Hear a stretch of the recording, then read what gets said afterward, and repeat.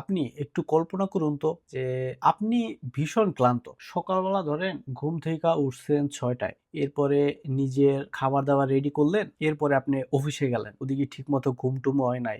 আবার সন্ধ্যায় আবার ট্রেনে কইরা বাসায় আসতেছেন। ট্রেনের মধ্যেও মোটামুটি বেশ ভালোই ভিড় আছে। তো সবাই মোটামুটি চুপচাপ। কারণ হইলো সবাই ক্লান্ত। কিন্তু হঠাৎ কইরা কেউ যখন ফোনে জোরে কথা বলা শুরু করবে তখন আপনার কাছে কেমন লাগবে?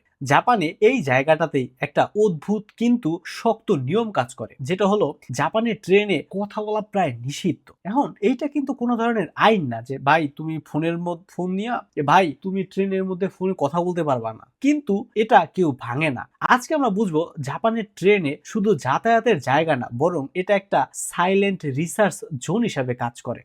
তো জাপানের বেসিক রুল হইলো, জাপানের ট্রেনে উঠলে আপনি শুনবেন please set your phone to manner mode, মানে আপনার ফোনটা একটু সাইলেন্ট করুন অথবা কথা বলবেন না। তো অনেক জায়গায় এই ধরনের অ্যানাউন্সমেন্ট না থাকলেও এরা ফোনটারে সাইলেন্ট করে রাখে। আপনি এই জায়গায় ধরেন কাউরে মেসেজ পাঠাইতেছেন, কোনো ধরনের সমস্যা নাই, ইমেল লিখতেছেন, কোনো সমস্যা নাই, গেম খেলতেছেন, এগুলো অ্যালাউ করে। কিন্তু ধরেন আপনি ভয়েস কলে কথা বলবেন, এইটা ভাই করাই যাবে না। কারণ জাপানে এটাকে বলা হয় মানা ইহান, মানে হলো আপনার শিষ্টাচার ভাঙা। কিন্তু প্রশ্ন হলো এই কড়াকড়ি এর কারণ কি? ট্রেনে চলাফেরা করে জাপান মেট্রো প্যাসেঞ্জার সার্ভে অনুযায়ী এদের মধ্যে ৭৮% যাত্রী ট্রেন কমপ্লিট সাইলেন্ট পছন্দ করে। কারণ এরা ভোরবেলা ঘুম থেকে উঠা কাজে গেছে, ধরেন ঠিকঠাক মতো ঘুম হয় নাই, অথবা রাতের ট্রেনে সবাই যখন ফিরতেছে তখন মোটামুটি সবাই খুব ক্লান্ত। কেউ ধরেন ও নিজের অফিসের কাজবাজ করতেছে অথবা নিজের কিছু কাজবাজ করতেছে, আবার অনেকে দেখবেন যে বই পড়তেছে, অনেকে পডকাস্ট শুনতেছে, আবার অনেকে দেখবেন যে কেউ দাঁড়ায় দাঁড়ায় ও চোখ বন্ধ কইরা ঘুমাইতেছে এমন। এর জন্য অধিকাংশ মানুষজন বলতে ৭৮% মানুষজন ওরা কিন্তু এই যে কমপ্লিট সাইলেন্ট অথবা নীরবতা পছন্দ করে। জাপানে বিশ্বাস করা হয় আমার আওয়াজ যদি অন্যকে বিরক্ত করে এটা আমার অধিকার না। তো এই যে ফোনে কথা বলা এইটা কিন্তু কোনো ধরনের শব্দ না। তো জাপান বিশ্বাস করে আমার আওয়াজ যদি অন্যকে বিরক্ত করে এইটা আমার অধিকার না। এটা শুধু শব্দ না, এটা সম্মানের প্রশ্ন।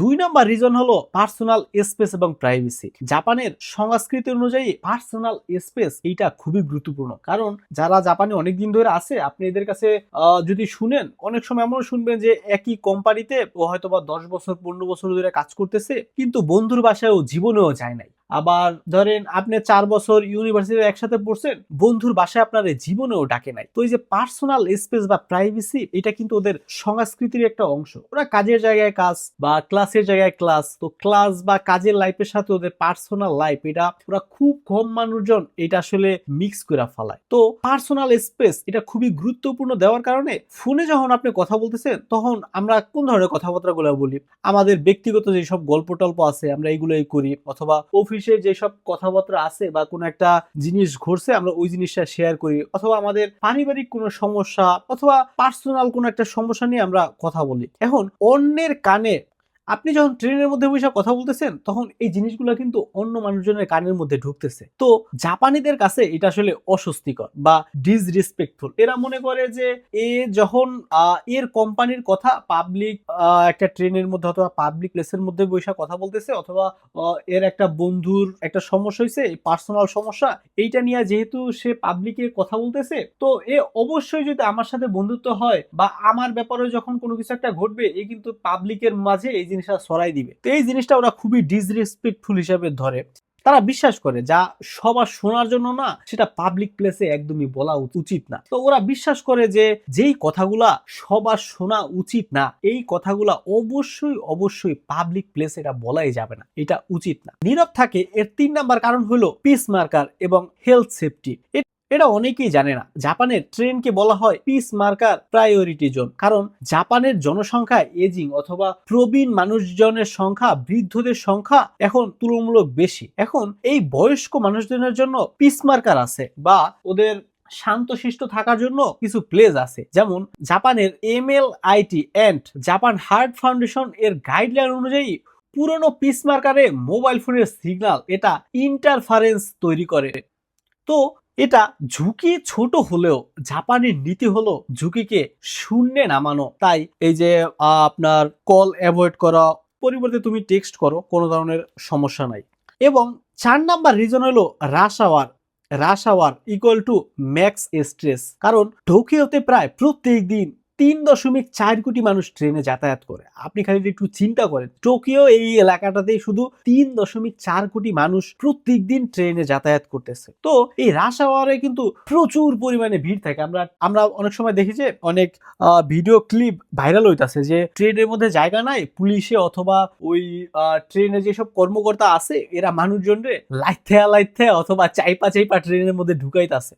এই ধরনের কিন্তু আমরা জিনিসপত্র দেখি। তো জাপানের এই টোকিওতে মূলত রাশ আওয়ারে হিউজ পরিমাণে ভিড়। অনেকেই দেখা যায় যে বসার জায়গা নাই, দাঁড়ায় আছে, আবার দাঁড়ায় থাকলেও তাও প্রচুর ভিড়, শরীরের কাছাকাছি মানুষজন থাকতেছে। হ্যাঁ, তো Japan society of noise control engineering বলতেছে ভিড়ের মধ্যে আপনি যখন ফোনে কথা বলেন তখন মেন্টাল ডিস্টারবেন্স মোটামুটি 10 গুণ পর্যন্ত বাড়ে। তাই জাপানের নীতি হলো ভিড় যত বেশি শব্দ তত কম।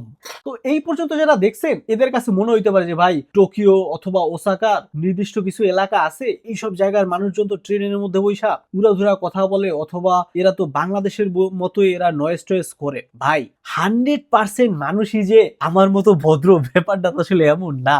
কিছু মানুষজন তো থাকবে ওই সবুজার মতো আজাইরা, যারা আজাইরা কথাবার্তা বলবে। হ্যাঁ, তো এই 5% 10% এইটা ভাই ধরা যাইব না। বিশাল একটা পার্সেন্টেজ, ধরেন 90% মানুষজন যে জিনিসটা ফলো করতেছে আপনি এই জিনিসটাই আপনি মানেন না, বা ধরেন কোন একটা সোসাইটি অথবা কোন একটা জাতি থেকে আপনি যেই ভালো জিনিসগুলো দেখতেছেন আপনি এই ভালো জিনিসগুলোই শেখেন না, যে নেগেটিভ যে জিনিসগুলো আছে আপনি এই নেগেটিভ গুলো অ্যাভয়েড করেন, তাইলেই তো এত তর্ক করার বা এত ক্রিটিক্যাল ভাবে চিন্তা করার তো কিছু নাই ভাই। আচ্ছা, আমরা রিজন আরো কয়েকটা রিজন আছে, এগুলো নিয়ে একটু কথা বলি। 5 নাম্বার রিজন হলো এমার্জেন্সি ফার্স্ট। জাপানে ট্রেনের মধ্যে বসে ফোনে কথা বলা কিন্তু এটা নিষিদ্ধ না, প্রায়োরিটি কন্ট্রোল করতে হবে। যেমন আপনার যদি ইমার্জেন্সি হয়, এই জায়গাটায় আপনার যদি হিউজ পরিমাণে গ্যাদারিং থাকে অথবা মানুষজনে চিল্লাচিল্লি করে, আপনার যদি ইমার্জেন্সি কোনো কল দেওয়া লাগে অথবা ইমার্জেন্সি কোনো ব্যাপার স্যাপার ঘটে, আপনি কিন্তু তখন কমিউনিকেশন করতে পারবেন না, কারণ আশপাশে এত সাউন্ড। তখন দেখা গেল আপনি কি বলতেছেন অন্য পাশের মানুষটা শুনতেছে না, অথবা অন্য পাশের মানুষটা আপনার কি বলতেছে আপনি শুনতে পারতেছেন না, যার কারণে আপনি ইমার্জেন্সি যখন হবে আপনি তখন ফোনে কথা বলেন, কোনো সমস্যা নাই। কিন্তু আপনি হুদে আপনার অফিসের পার্সোনাল আলাপ সালাপ এইগুলা করা, এগুলা যাইবই না। এগুলা ভাই পার্সোনাল জিনিসপত্র, আপনি বাসায় এসে পার্সোনালি এগুলা শেয়ার করে। কারণ হলো ইমার্জেন্সি কল যেন সবচেয়ে গুরুত্বপূর্ণ পায়, এর কারণে ওরা ট্রেনের মধ্যে অথবা পাবলিক প্লেস গুলার মধ্যে যতটা সম্ভব ওরা শান্ত থাকার চেষ্টা করতেছে। এইবার যদি আমরা একটু বাংলাদেশের সাথে কম্পেয়ার করার চেষ্টা করি অথবা বাংলাদেশের দিকে তাকাই, তাহলে দেখবো যে বাংলাদেশের ট্রেনে অথবা বাসে অথবা লঞ্চে ফোনে কথা বলাটা এটা কিন্তু স্বাভাবিক। কেউ যদি বিরক্ত হয় তখন আমরা কি বলি, ওই মিয়া আপনার যদি ভালো না লাগে আপনি কান বন্ধ করে রাখেন, আপনি এগুলা আমার পার্সোনাল কথা আপনি শুনতে আছেন কেন। কিন্তু জাপানে কিন্তু টোটাল ব্যাপারটাই মানে এর উল্টা। আমার কথায় কেউ যদি বিরক্ত বোধ করে তাহলে আমার দ্রুত চুপ হয়ে যাওয়া উচিত।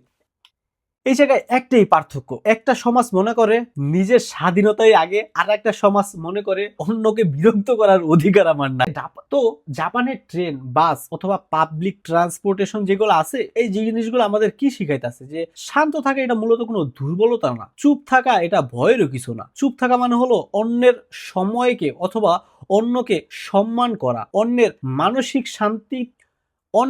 মানসিক শান্তির যত্ন নেওয়া। এবার প্রশ্ন হইল, আমরা কি এমন একটা সমাজ চাই যেখানে মানুষজন কথা বললেও অন্যের শান্তি বেশি গুরুত্ব দেওয়া হবে, অথবা অন্যের যে প্রায়োরিটি আছে এই জিনিসটা গুরুত্ব দেওয়া হবে? আমরা অবশ্যই চাই, কিন্তু বাংলাদেশ আসলে হবে কিনা এইটা আমার সন্দেহ আছে।